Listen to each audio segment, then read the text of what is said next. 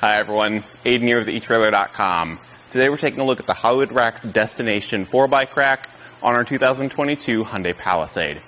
The Destination 4-bike is a platform-style bike rack, holding the bike in these trays and primarily by the frame. It's going to have this cradle with a strap run around the frame to hold it in place, as well as two wheel straps at the bottom holding the bike down and in for secondary points of contact. Frame contact is going to mean avoiding carbon frame bikes because it can damage the frame, but with the way these cradles are designed, they slide up and down independently from each other, rotate 360 degrees, so it is good for alternative frame bikes in the sense that it can adapt to those frames. The other thing we want to consider is the 35-pound weight capacity per bike, and just make sure that we're staying within that limit.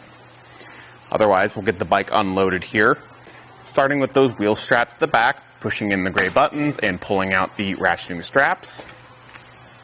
Now, we can't tilt this rack away with the bikes loaded. That is a feature that you might find on some platform racks, but typically it's going to be the much higher end, more premium style racks. So if you want to get hatch access here, you do need to unload the bikes first. Now I'm kind of just holding the bike in place with my arm around it as I undo this strap up top and get that cradle rotated out of the way.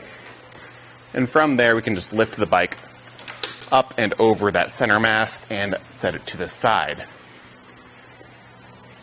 Because there's a center mast, we do want to be cautious of that and just be aware that it's going to be in the way as we load and unload our bikes. It's not too bad because it is very short, but especially with this 4-bike version, it's a little harder to reach this innermost cradle. Now I'll replace these straps and fold down the mast by loosening this hand knob at the back end of it and flipping this plate back, and I can tilt it to either side. I'm going to go to this side here and actually use the strap from the frame cradle to wrap around the bike rack and secure that down. That's going to keep this from popping back up on its own, and from here we have full hatch access. We do need to unload the bikes first, but you can still get to the back, and you don't have to fully remove it from the hitch if you need to get back here to change your shoes before or after a ride. Now, if you're only using this bike rack to get from point A to point B, and you're not often stopping and getting things out of the back, except for when you reach your destination, this might be totally fine. You might not need the tilting feature. Otherwise, we'll get some measurements. We'll start off with our ground clearance. We've got a reverse U-shaped design here, so at the back end, the lowest point is the edge, giving us 16.5 inches of ground clearance. There is a pretty good rise in the shank here, so I'd just be cautious of any steep driveways or hills, but I think you should be fine with 16.5 inches. Our overall distance added to the back is going to be a bit longer at 38 inches. That's not too bad compared to some other platform-style 4-bike racks, but it is going to stick out a fair bit.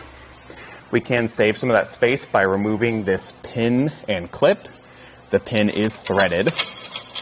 So if we have no bikes loaded, but we want to leave this whole thing in the hitch so it's ready to go for next time, we can just fold the whole bike rack up into a more storage position.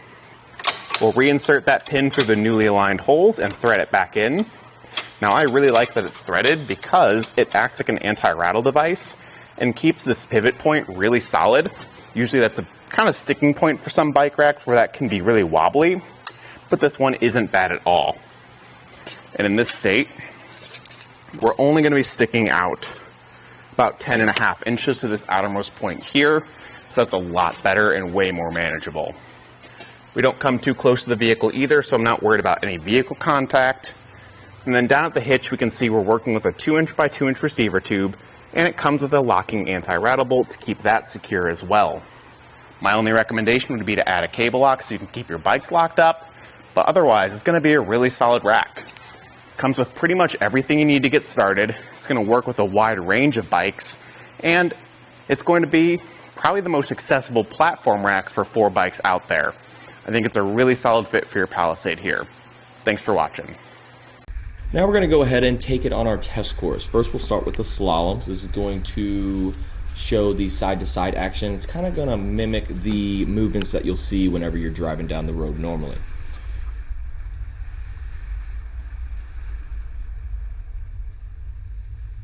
Now we'll have the alternating speed bumps. This is going to be more so like the uneven roads and some of that uneven terrain you might be traveling on, and see how it holds up.